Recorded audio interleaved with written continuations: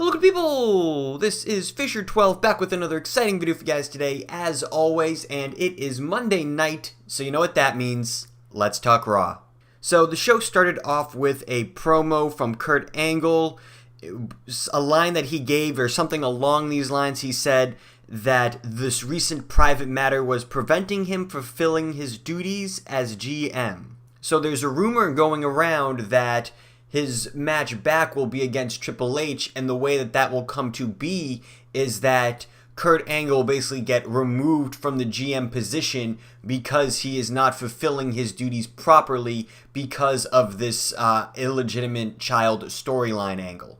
I don't know if that will all fall into place exactly like that, but like I said, it's the rumor going around, so it's interesting to hear Kurt sort of allude to that specifically, that it was impacting his performance as GM. But the whole point of this segment was to announce or set up a fatal four-way at SummerSlam for the Universal title. So it's going to be Brock Lesnar versus Roman Reigns versus Samoa Joe versus Braun Strowman. And one thing I thought was interesting was that when each contender was giving their speech for why they should be the sole contender, Roman Reigns was pretty much just listing off the many ways that he has been overbooked or more favoritively booked than everyone else in the entire company.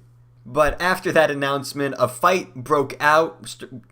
I wouldn't say Samoa Joe necessarily started it, but he was looking for it. He had the words. It was Roman who technically started it with a sucker punch on Braun Strowman. Again, I don't understand if that's a move of a babyface or not, but it is what it is. But like I was saying, a fight broke out and they had to get superstars and security from the back to separate them. Overall, it was a really good start to Raw. Then we had Finn Balor versus Elias Samson for the 1001st time, only this time it at least had a stipulation. This was a no DQ match, and you could tell just from the very beginning, before this match even started, you knew what was going to happen. You knew there was going to be interference from Bray Wyatt. Why? Because it's no DQ, right? And throughout the entire match, they keep mentioning how Elias Samson hit Finn Balor with guitar, and that's why they have this match right now. But at no point do they mention Bray Wyatt's promo and him calling out Finn Balor after the guitar shot. So when I'm watching the match and I'm not hearing them allude to that, I know for sure that Bray Wyatt is going to come in and try to surprise all of us and get Finn Balor. And he did. And one thing that was funny, I talked about this last time, the stories of Elias Samson, or I guess now as it's being told, it's the legend of Elias. There is always just some new story about Elias Samson. This week it was about his gambling addiction. And it's not a good thing because I am finding these legends of Elias more interesting than him in the ring. And then next we had another repeat match, Enzo Amore versus Big Cass. Enzo was looking awfully orange in this one, just in the face area. I think he put on the fake tanner a little too strong there. When he was holding up the mic to his face, you can clearly see that his hands are like really white and his face is orange. And this week he cut a short promo, so you thought that maybe he was going to get a longer match, and it was a little bit longer. I would say it was pretty much like their Great Balls of Fire match. It was mostly all cast the entire time, and it went on for, 4 or 5 minutes or so. One thing that was a little weird is that after the match, after Big Cass won, the Big Show comes out to the ring, and then Big Cass is holding Enzo and he's saying, I'm going to snap his neck, and it's like, why are you threatening to kill Enzo? That's never been a go-to move, to kill someone. I mean, he didn't actually try to do it, but like Daniel Bryan got suspended for using a tie and choking Justin Roberts. So what is like threatening to snap someone's neck on TV supposed to be? It's not very PG, that's for sure. But the whole point of this was just to set up Big Show versus Big Cass at SummerSlam. I don't think they've announced it yet, but I'm sure it's coming. Next up, we had Emma versus Nia Jax, and this match was set up when Emma decided to interrupt Kurt Angle having an interview with Renee, and she said that she was going to date Jason Jordan, and that didn't sit well with Kurt, so he put her in a match with Nia Jax. Now, not kayfabe, I am pretty sure, especially when they announced the match, that were going to bury Emma for her comments on Twitter, how she tweeted last Monday that it was her 5-year anniversary and she was stuck in catering. And in my mind, I don't know if this is true or not, it was just my hunch. I was like, you know what? They probably want to show that you shouldn't make any comment about being unhappy with your job, because we can either be using you, we can either be not using you, or we can using you really badly. So take your pick. Which mountain do you want to die on? And lo and behold, that's exactly what happened in this match. Emma didn't get even an entrance. She had very little offense and then was squashed by Nia. And Nia's flip senton was actually pretty cool. So hopefully it was only a 1-week punishment for Emma, but something tells me that it is not. Next, we had our weekly 205 Live segment. This started off in the back with Tozawa and Titus. Tozawa just sort of expressing his unhappiness with Titus's behavior again, and Titus was like, oh, well, I'm so glad you're unhappy with me because I decided to pull your match tonight as well. And Tozawa was not happy about that, went out to the ring, called out Arya Daivari, and Neville came out. And Neville shot a really good promo, I thought, and then got beaten up by a one-armed Tozawa to have Arya Daivari come out and beat them both up. So I guess he's next in line for a title shot. He's having a match on 205 Live with Neville tomorrow, but I don't know if that is a title match. I don't think it is. So maybe this is going to turn into some larger feud for SummerSlam. Maybe we see some triple threat on the kickoff show. Who knows?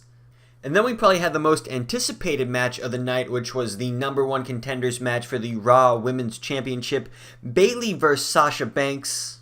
And the first note I wrote down was about Michael Cole discrediting something Alexa said on commentary. She was on commentary, by the way. Michael Cole asked her a question out of the blue, I forget what the question was. It was, who would you rather face? Who would you rather face at SummerSlam, Bayley or Sasha?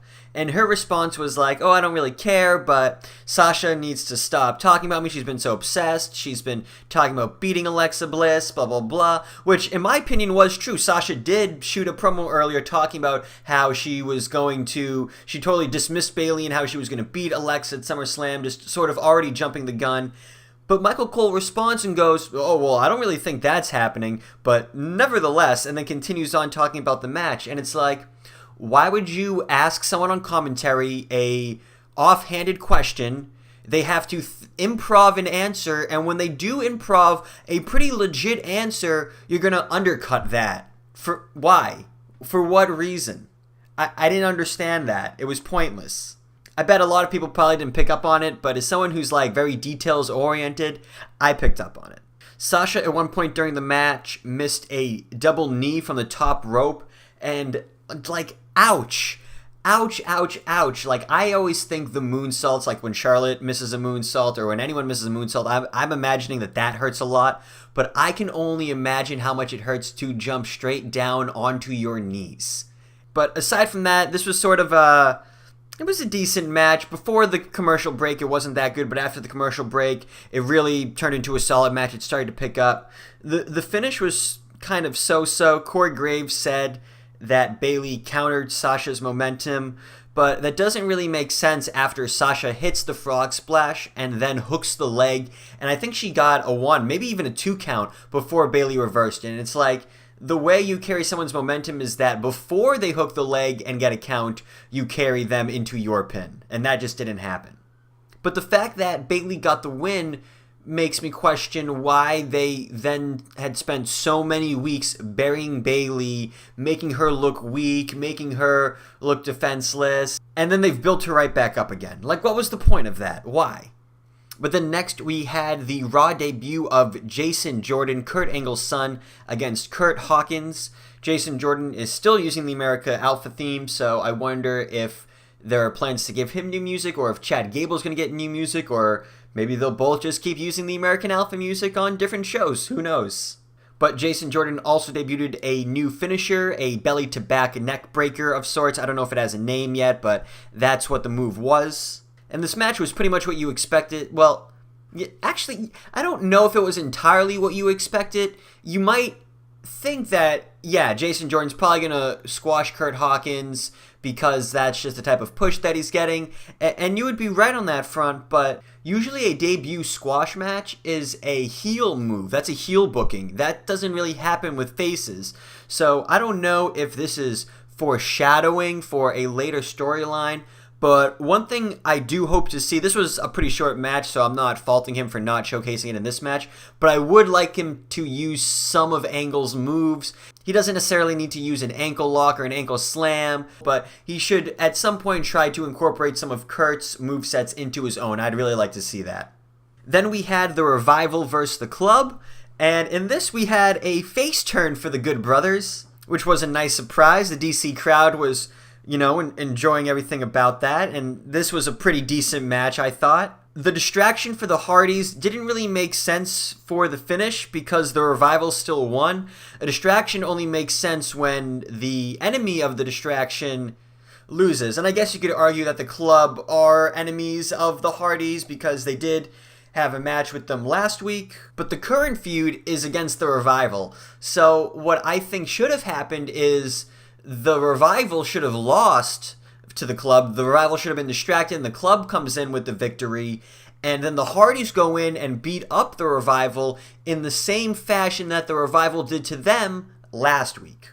And I know that would be a heel booking, that'd be a heel move to do, but the Hardys are so over that they could do that thing and get away with it, especially in retaliation too, in response to being attacked themselves. That's something that you could just easily put over. And then to close out the show, our main event was a partial Shield reunion between Seth Rollins and Dean Ambrose as they took on Miz and the Miztourage in a 2v3 handicap match. And I thought this was just a great match. It started off slow, but it really picked up. I was loving just everything about it. I was really getting into it, and by the time it ended, I was giddy with happiness, and I just can't remember the last time I was this happy watching WWE programming. I'm by no means saying that this was like the best thing that I've ever seen in wrestling or not, but after all of the fluky and lazy finishes and the disappointing pay-per-views and the repeat matches that we've seen from week to week, it was really nice to want to see something, actually get it, and just have it be exactly what you expected. Overall, I thought this was a pretty good Raw. There really weren't that many down points. I would say the down points were just that we were seeing repeat matches. Enzo Amore versus Big Cass was a repeat match. Finn Balor versus Elias Sampson was a repeat match. But a fine show nevertheless. It's easy to harp on WWE when their shows are bad, but you got to give them credit when they do good, and I thought this show was good, so good on you, WWE. Guys, let me know your thoughts in the comments down below. Did you like the show? Did you not like the show? Do you agree with me? Disagree with me? Let me know. But that is going to bring us to the end of today's video. If you enjoyed it and you want to see more, click on that subscribe button. But other than that, guys, enjoy the rest of your day, and take care.